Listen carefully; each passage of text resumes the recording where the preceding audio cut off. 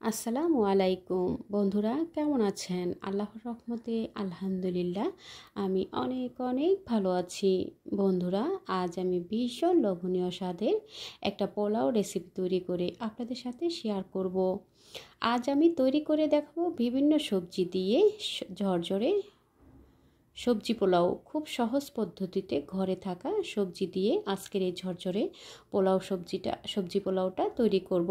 আমি এখানে সবজি পোলাও তৈরি করার জন্য ফুলকপি, আলু, গাজর, মটরশুঁটি, কাঁচামরিচ এবং কিছু কিশমিশ নিয়েছি।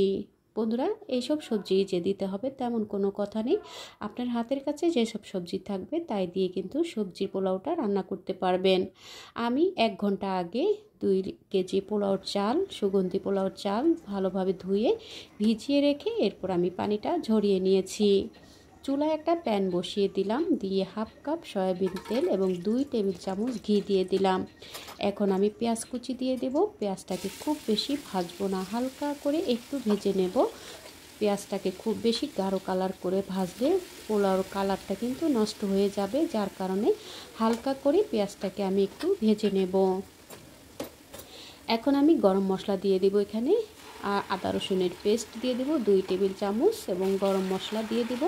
আদা রসুনটাকে একটু তেলে ভেজে নেব, এতে করে কাঁচা গন্ধটা দূর হয়ে যাবে। গরম মশলা দিয়ে দেব। এখানে 2টা তেজপাতা ছিঁড়ে দিয়ে দেব, 2 টুকরা দারচিনি, এলাচ দিয়ে দেব 10-12টা। দিয়ে এখন আমি মশলাগুলোকে একটু পেঁয়াজের সাথে ভেজে নেব, এতে করে খুব সুন্দরভাবে মশলার ফ্লেভারটা ছড়িয়ে যাবে।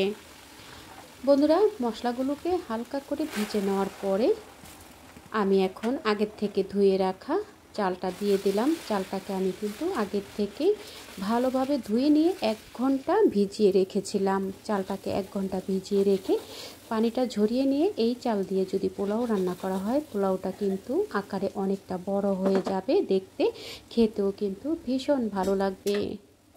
চালটাকে খুব সুন্দরভাবে ভেজে নিয়েছি। চাল থেকে সুন্দর একটা ফ্লেভার আসা পর্যন্ত ভেজে নিয়ে এরপর আমি এখানে পানি দিয়ে দিলাম, ফুটন্ত গরম পানি। বন্ধুরা, আমি এখানে যেহেতু 2 কেজি পোলাওর চাল নিয়েছি তার ডাবল আমি পানি দিয়েছি, অর্থাৎ এখানে আমি 4 লিটার পানি দিয়েছি। পানিটা দিয়ে ভালোভাবে, চুলার আঁচটা কিন্তু হাইতে আছে। এখন আমি সাথে দিয়ে দেব টেস্টের জন্য 3 টেবিল চামচ গুঁড়ো দুধ।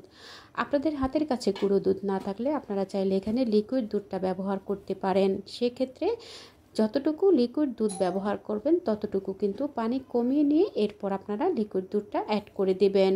স্বাদ মতো লবণ দিয়ে দিলাম, 1 টেবিল চামচ দিয়ে দিলাম চিনি।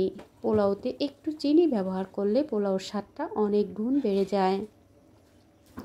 ভালোভাবে মিশিয়ে নিয়ে এখন আমি এখানে আগের থেকে কেটে রাখা ফুলকপিটা দিয়ে দিলাম। আমি ফুলকপিটাকে একটু ছোট ছোট করে কেটে নিয়েছি।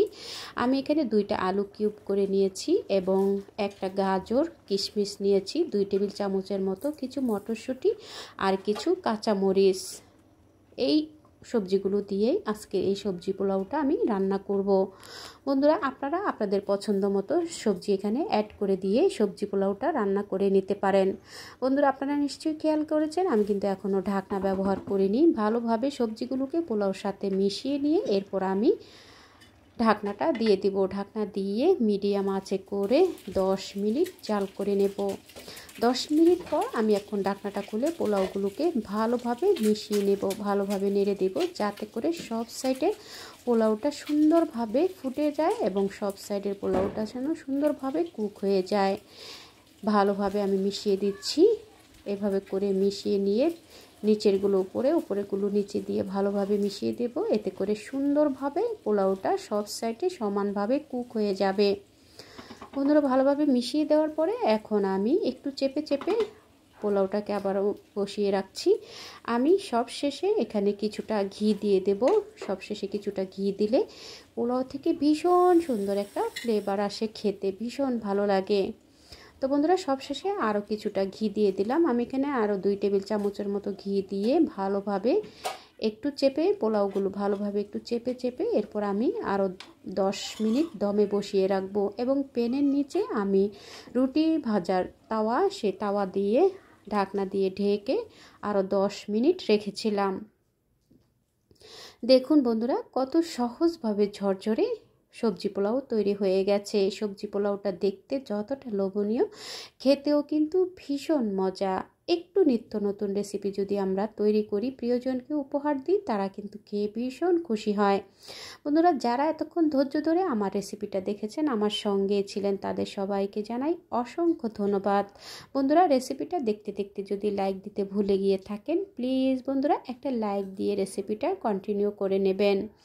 বন্ধুরা, আমি এখন একটা সার্ভিং ডিশে তুলে দেখিয়ে দিচ্ছি আমার এই সবজি পোলাওটা দেখতে কতটা লোভনীয় হয়েছে, খেতেও কিন্তু ভীষণ ভালো হয়েছিল। আপনারাও তৈরি করবেন, প্রিয়জনকে এরকম নিত্য নতুন রেসিপি তৈরি করে উপহার দিবেন। দেখলেন তো বন্ধুরা, কত সহজেই কিন্তু সবজি পোলাওটা, ঝরঝরে সবজি পোলাওটা রান্না হয়ে গেছে। খুব সহজেই কিন্তু আপনারা চাইলে যে কোনো সিজনে আপনারা এই সবজি পোলাওটা রান্না করে দিতে পারেন প্রিয়জনকে। তবে শীতের সবজিতে, শীত মৌসুমে শীতের সবজি দিয়ে করলেই কিন্তু সবজি পোলাওটা খেতে অনেক বেশি টেস্টি হয়। বন্ধুরা, এতক্ষণ আমার রেসিপিটা দেখার জন্য অসংখ্য ধন্যবাদ জানাই। একটা লাইক দিয়ে রেসিপিটা কন্টিনিউ করে নেবেন এবং ভালো লেগে থাকলে আপনারা আপনাদের টাইমলাইনে শেয়ার করে দিয়ে আপনাদের ফ্যামিলি ফ্রেন্ডসকে দেখার সুযোগ করে দেবেন। এতক্ষণ আমার রেসিপিটা দেখার জন্য অসংখ্য ধন্যবাদ জানাই। সুন্দর সুন্দর কমেন্টস করে আপনাদের পাশে থাকার সুযোগ করে দেবেন। দেখা হবে পরবর্তী কোনো রেসিপির সঙ্গে। সে পর্যন্ত সকলের সুস্থতা কামনা করছি। ভালো থাকবেন, সুস্থ থাকবেন, নিরাপদে থাকবেন। আমার ও আমার পরিবারের জন্য দোয়া করবেন। পরবর্তী রেসিপি দেখার আমন্ত্রণ রইল। দেখা হবে পরবর্তী কোনো রেসিপির সঙ্গে। সে পর্যন্ত সকলে ভালো থাকবেন। আল্লাহ হাফিজ।